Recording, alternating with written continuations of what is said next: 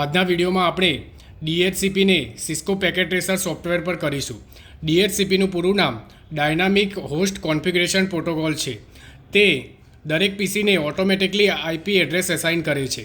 તો હવે આપણે DHCPને સિસ્કો પેકેટ ટ્રેસર પર કરીએ. તો સૌપ્રથમ તેના માટે આપણે એન્ડ ડિવાઇસમાંથી 2 PC લઈ લઈએ.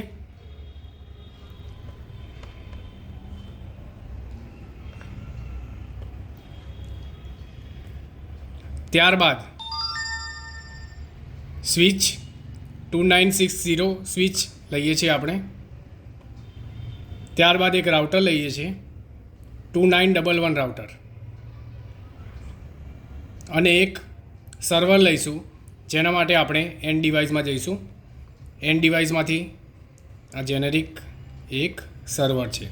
હવે અહીંયા બધા અલગ અલગ ડિવાઇસ છે, જેથી તેનું કનેક્શન આપણે કોપર સ્ટ્રેટ કેબલ વડે કરીશું.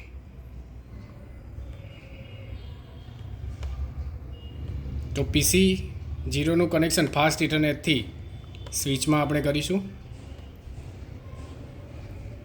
ત્યારબાદ PC 1નું કનેક્શન આપણે ફાસ્ટ ઇન્ટરનેટ વડે સ્વિચમાં કરીશું. ત્યારબાદ સ્વિચથી રાઉટરમાં આપણે કરીશું કનેક્શન, અને અહીંયા રાઉટરના પોર્ટનું નામ છે ગીગાબીટ ઇથરનેટ 0.0. ત્યારબાદ સ્વિચથી આપણે સર્વરમાં કનેક્શન કરીશું.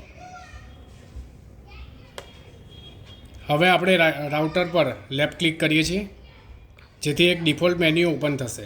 હવે તેમાં આપણે કોન્ફિગરેશન ટેબમાં જઈશું. કોન્ફિગરેશન ટેબમાં આપણે ગીગાબીટ ઇથરનેટ 0.0 પોર્ટનો ઉપયોગ કર્યો હતો, જેથી તેમાં જઈશું.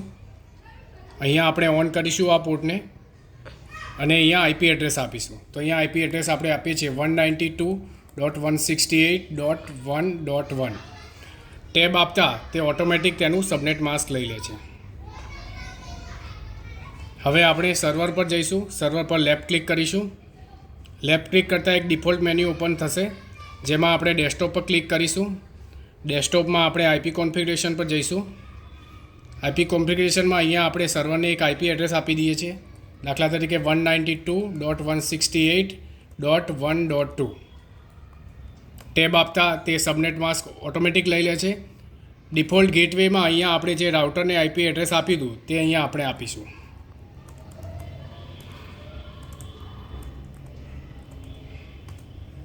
ત્યારબાદ અહીંયા ક્લોઝ કરીશું.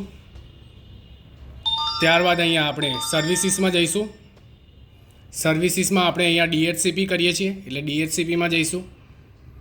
DHCPમાં અહીંયા આપણે સર્વિસને ઓન કરીશું. ડિફોલ્ટ ગેટવે એટલે આપણે અહીંયા રાઉટરનું IP એડ્રેસ અહીંયા લખવાનું થશે.